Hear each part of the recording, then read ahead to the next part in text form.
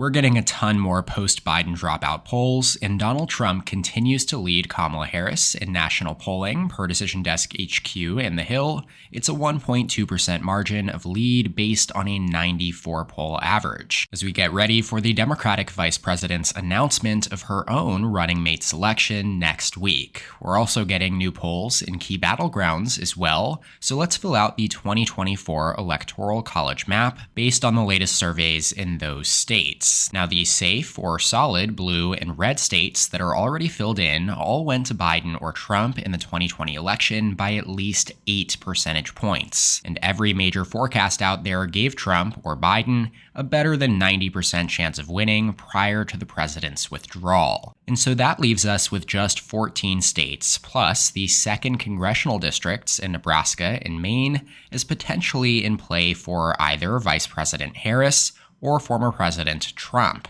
The two candidates do hold a clear edge in most of these states, though, as you'll soon come to see. Unfortunately, we do not yet have any polls between Harris and Trump in New Mexico. It voted for Biden by 11 points in 2020, and since last going Republican in 2004, it has now voted for Democrats by at least 5 points in every election since. So given those fundamental factors, it will be likely Democrat here in the absence of polling data. We also don't have a Trump versus Harris poll in Texas yet. Trump +6 in 2020. It had been trending left over the last 2 decades or so, but significant Republican gains among Hispanics in the Rio Grande Valley has halted Democratic momentum. Trump led Biden by 8.6% in the latest DDHQ and the Hill average before Biden dropped out of the race, and so we will place it down as likely Trump here.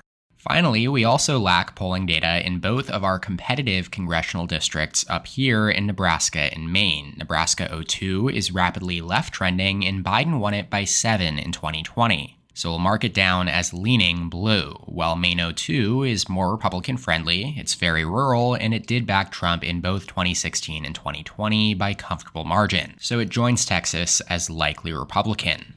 11 states then remain here in gray, combining for 152 electoral votes. Let's go through them now, starting up here in the Northeast and working our way out west. The latest survey in Maine via Pine Tree state polling has Harris leading Trump by 8 points, with 48% to 40% among almost 1,500 likely voters, sampled between July 23rd and 25th. Independent Robert F. Kennedy Jr. is at 4% here. It's especially worth monitoring his vote share here in Maine, as it will utilize ranked choice voting this November if neither Biden or Trump hit 50%. Maine did back Biden by 9% in 2020, so this is a slight underperformance for Harris relative to that election, but a massive overperformance compared to how Biden was polling this cycle. It goes down as likely Democrat here.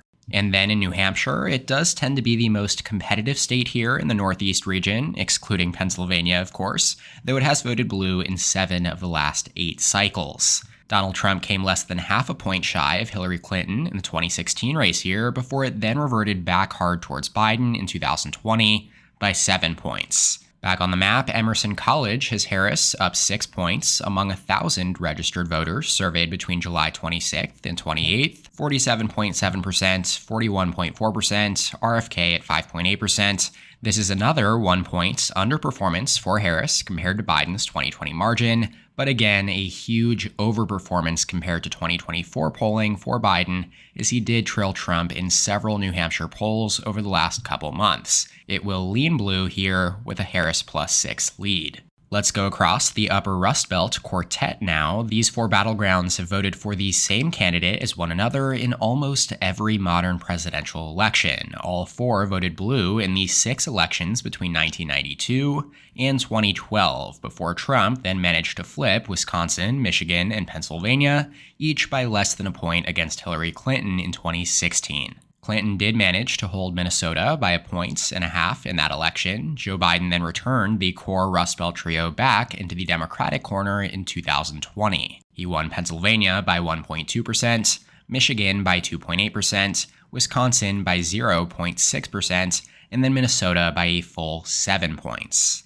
Back on our map, let's start in Pennsylvania, which awards 19 electoral votes. Now that Florida is no longer considered a true swing state, Pennsylvania has become the largest prize among 2024 battlegrounds, a fact that also makes it the most likely tipping point state in this election. The latest poll, just released in Pennsylvania by Qantas Polls and News, is Trump up a point over Harris with 47.6% to 46.4%. 500 registered voters were sampled here between July 27th and 28th after the assassination attempt on Trump's life took place here. Now, Pennsylvania may draw even more headlines again next week, as it does appear more likely than not now that Harris will pick Governor Josh Shapiro as her running mate. That announcement is expected to be made before Tuesday, but for now, Pennsylvania tilts to Trump.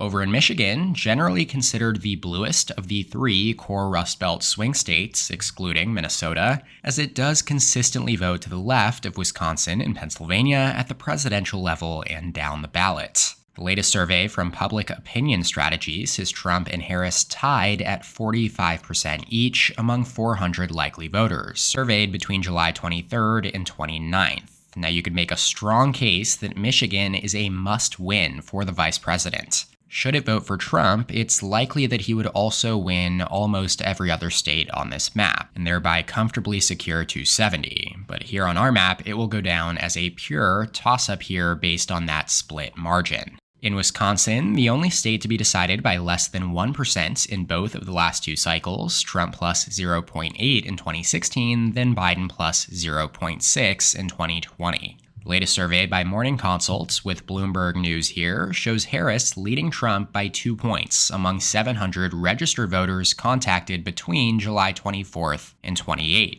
Joe Biden had consistently polled the best in Wisconsin out of the key swing states against Trump this cycle, and it does seem that at least for now, Harris is carrying on with that trend for the Democratic Party, though it is worth noting that Trump massively outperformed polling in Wisconsin in 2016 and in 2020, more so than any other state. It goes down as tilting blue here for Harris on the map. Alrighty, let's finish the region up now. In Minnesota, Beacon Research released a survey sponsored by Fox News that has Harris leading Trump by 6 points among over 1,000 registered voters. This does track with the same Harris plus 6 lead over New Hampshire, as these two states did both back Biden by 7 points in 2020 and have followed similar trends over the last couple cycles. So Minnesota does join New Hampshire as leaning blue for Harris on our map, raising her up to 223 electoral votes ahead of Trump's 208, with 92 left to be distributed across the 6 states here, primarily in the Sun Belt region. Now, before we dive into the Southeast, let me take a moment to talk about something that can really enhance your online experience: Surfshark VPN. If you are not familiar with what a VPN is, it's essentially a tool that creates a secure, encrypted tunnel for your internet traffic, routing it through a server in a different location. This makes it look like you're accessing the internet from that server's location and not your own. Why does this matter? Well, for one, it does keep your IP address hidden and protects your online activities from being tracked. It's especially useful for accessing content that is restricted based on your geographic location. Say you want to watch a show that's only available on Netflix in another country. Surfshark VPN can help you with that. For just the cost of a cup of coffee per month, you can get all of these advantages and more. Click the link in the description of this video and enter my promo code ELECTIONS for an extra 4 months free at surfshark.deals/elections. Starting over in the Southeast, there are 4 battlegrounds worth keeping a close eye on November 5th: Virginia, North Carolina, Georgia, and Florida. Joe Biden won Virginia by 10 points in 2020. He's the first Democrat to do that since Franklin D. Roosevelt in 1944.